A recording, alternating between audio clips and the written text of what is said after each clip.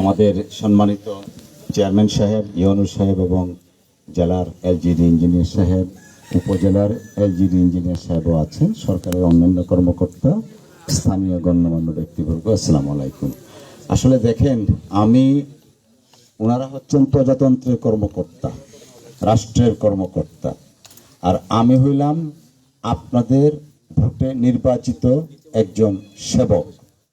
তো সেবক হিসাবে আমার কাজটা কি, যখন হাসপাতালে কেউ গিয়ে ভর্তি হয়, ডাক্তার থাকে আর থাকে হলো নার্স, তাই না? নার্স বাংলায় তো বলা হয় সেবক।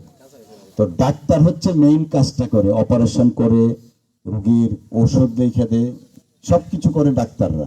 আর সেবকের কাজটা কি, ডাক্তার প্রেসক্রিপশন দেওয়ার পরে সেই যেন ওষুধটা সুন্দর করে সেবন করতে পারলো কিনা, ওষুধটা মিস হয়ে গেছে কিনা, তাকে মানসিকভাবে একটা সান্ত্বনা দেওয়া, সহযোগিতা করা। এই তো ওনারা হইলেন আমাদের এই এলাকার জন্য ডাক্তার, আর আমি হইলাম আপনাদের রোগী। তো আমরা আপনারা সবাই, ওনারা হইলেন ডাক্তার আর আমি হইলাম আপনাদের সেবক।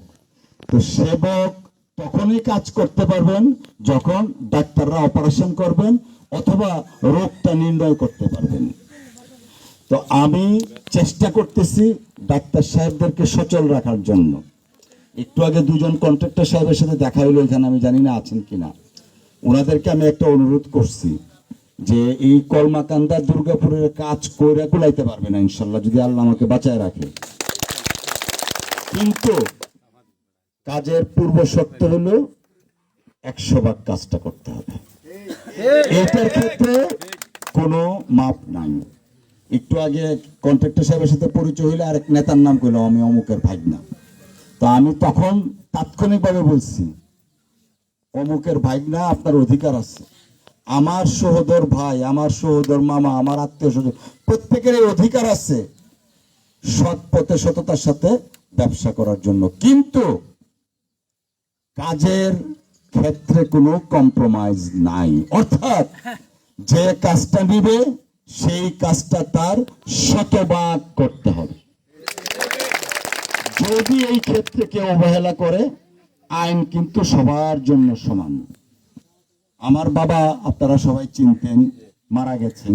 মারা যাওয়ার আগে আব্বা ওসিয়ত করে গেছেন আমাকে যে বাবা, যেহেতু রাজনীতি করো, জীবনে কখনো যদি ওসিয়ত, কিন্তু আমাদের ধর্মীয় মতে ওসিয়তটা কিন্তু ওয়াজিব, ফরজ না। যদি কোনোদিন সুযোগ পাও, তোমার প্রতি আমার একটা বাবা হিসাবে নির্দেশ, কোন ধরনের দুর্নীতি করতে পারবা না।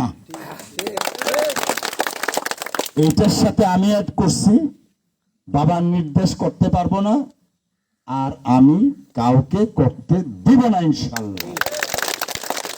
এই যে দুর্নীতি করতে পারবে না, করতে দিব না, এই কাজগুলা বাস্তবায়ন একমাত্র সম্ভব হবে যদি আপনারা সকলে ঐক্যবদ্ধ থাকেন।